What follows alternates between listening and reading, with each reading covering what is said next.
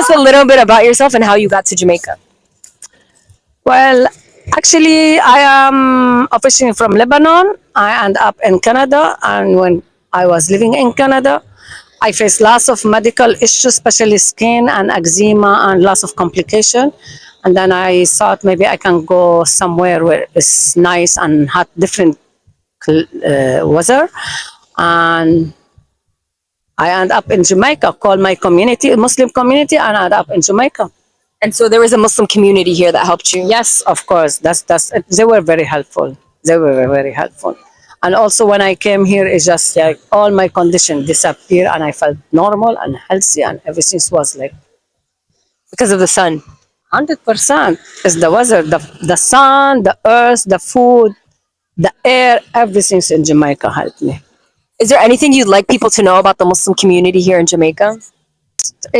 We can establish a better community here because they need really help and make them a better place for Muslims to be here. Okay, so what's your favorite thing about wearing the hijab? Oh, I love my hijab. I love my hijab. I'm so proud of my hijab. I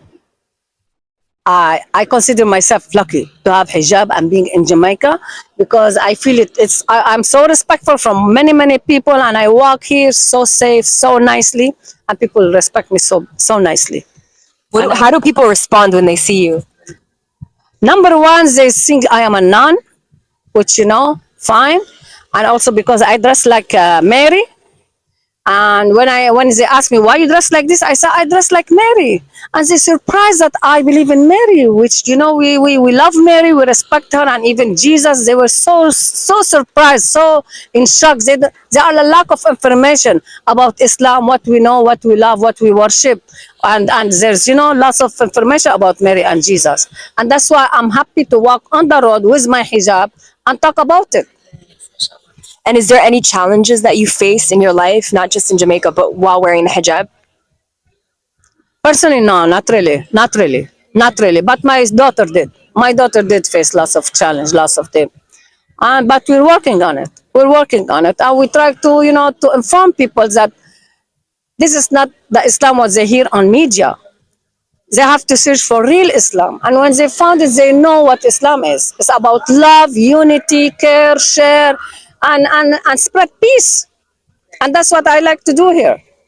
And I love my life here. Nice, beautiful. Yeah, anything else you want anybody to know about you? Me, I'm a story myself. And I do what I can do for spreading peace and goodness around. And that's what I like to do. And that's my journey. Yeah, and I love it. Beautiful. Yeah, thank you. Thank you. That's perfect. That was great. Hey good people, welcome back again to my YouTube channel. If you're new here, don't forget to subscribe, like and share, because here is where we break down the relations of countries between Jamaica and other countries. For instance, for today, we're going to talk about Arabs are very upset with the Jamaican culture. And what about it? Have you ever noticed how Jamaican culture has found a special place in the Arab world? From reggae nights in Dubai to young Arabs wearing dreadlocks and vibing to Bob Marley. The love is real. But why is it that these people love Jamaican culture that much? Why are so many Arabs drawn to Jamaican music, the Jamaican colors, the vibe, and even the Rasta lifestyle? It's more than just a trend. It's a deep cultural connection that many people don't see it. So folks, let's talk about why the Arab world is very obsessed with Jamaican culture. So folks, if you're not subscribed, please do so, and don't forget to share this video to anyone you think might be interested. So without wasting much time, let's go into it.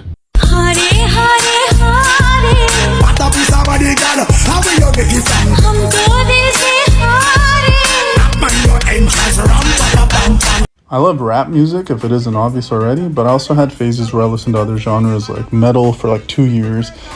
Also listened to Kirtan strictly for like a year and a half when I was a good Gursikh.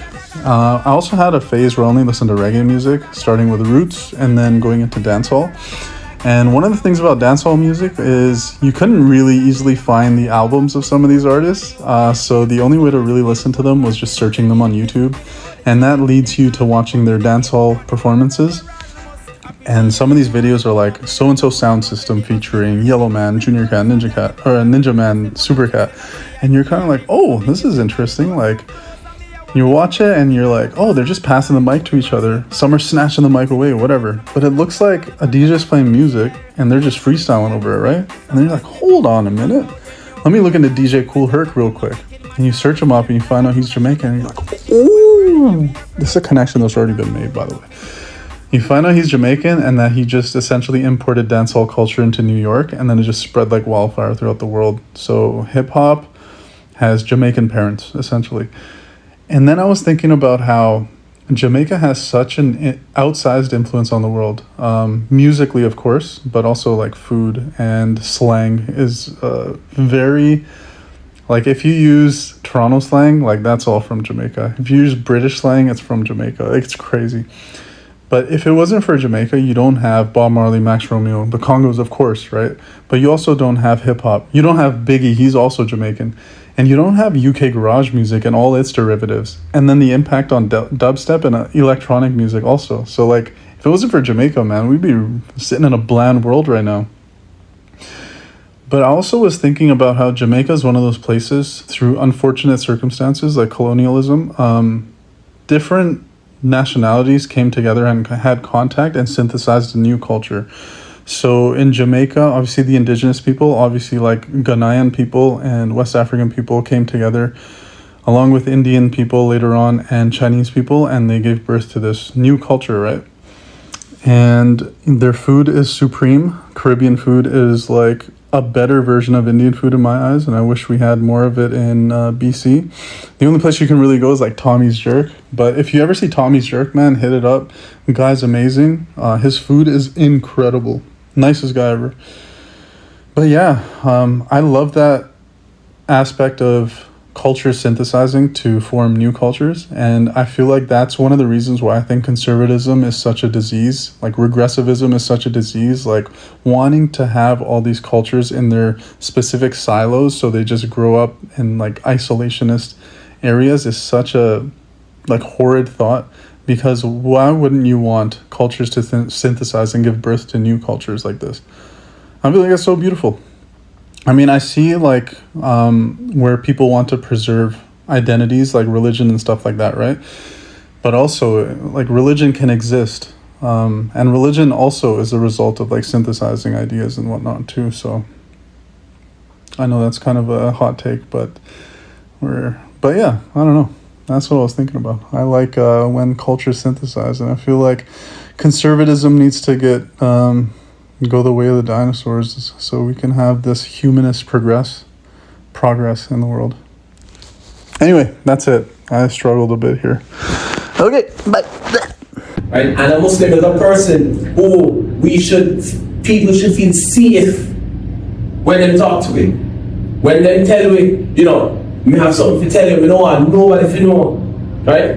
We should be people who have what's called amana, trust. Right? Where we don't share people's business, as we say here in Yan. Some people too fast, right?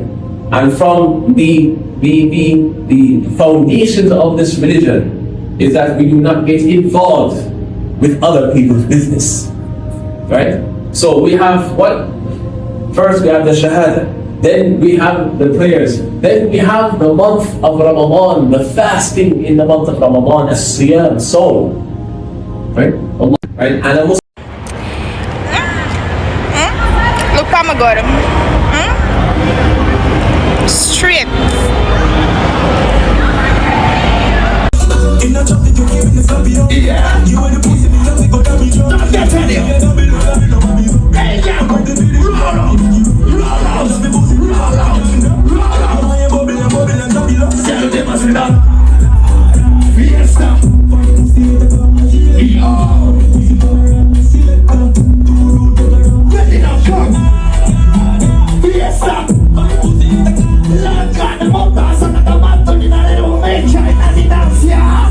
folks, welcome back again to this story about the Arabs and the Jamaican. I hope you have watched that videos and they're very interesting, and I know you have got something.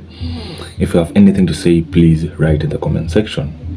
So folks, it all started with the sound reggae, when the known musician Bob Marley music reached the Middle East. It hit differently. His messages about freedom, unity, and resistance spoke directly to Arab hearts. Many Arabs could relate to these lyrics: the struggle, the pride, and the desire to stand strong no matter what. Reggae became more than just music. It became a voice of peace, a voice of hope, and a voice of strength. But it's not just about the songs. It's the vibe. Arab fell in love with the energy of Jamaican culture, the positivity, the confidence, the realness of the Jamaican people. Jamaican culture encourages self-expression and pride in one's identity, something that deeply connects with the Arab youth who want to express themselves more freely. That's why reggae festivals, Rasta colors, and the Caribbean themed parties are booming across cities like Dubai and even Cairo, etc. Jamaican culture represents a kind of spiritual freedom that people everywhere crave for. For another reason Arabs like Jamaican culture is the Rastafari philosophy. Its message of peace, natural living, and unity connects perfectly with many Arab values based on faith and respect. The red, the gold, and the green colors, the dreadlocks, and the one love message, they all symbolize togetherness. They all symbolizes strength, and they all symbolize spiritual awareness. Arab aren't imitating Jamaica. They are embracing the same vibration. Jamaican culture speaks to the souls because it represents hope, it represents love, and it represents pride beyond borders. As you can see, the Arabs are even creating a songs imitating Jamaican culture. Yeah, the Arabs are even going to night parties and dancing the Jamaican culture musics. So folks, when you see Arab vibing to reggae, speaking patois, I mean very fluent patois, or reckless or rocking Rasta colors, is not just a trend. It's a tribute. It's admiration for a culture that stands for freedom and love. Jamaican gave the world a sound, but also a spirit, one that unites the people from Kingston to Dubai. So folks, if you enjoyed this breakdown, don't forget to like, don't forget to comment, and most importantly, don't forget to subscribe and tell me which Arab country you think connects the most with Jamaican culture. So folks, peace, love, and big up yourself, Jamaica, for the good job well done. God bless. Let's meet again in the next episode. So folks, keep tuned.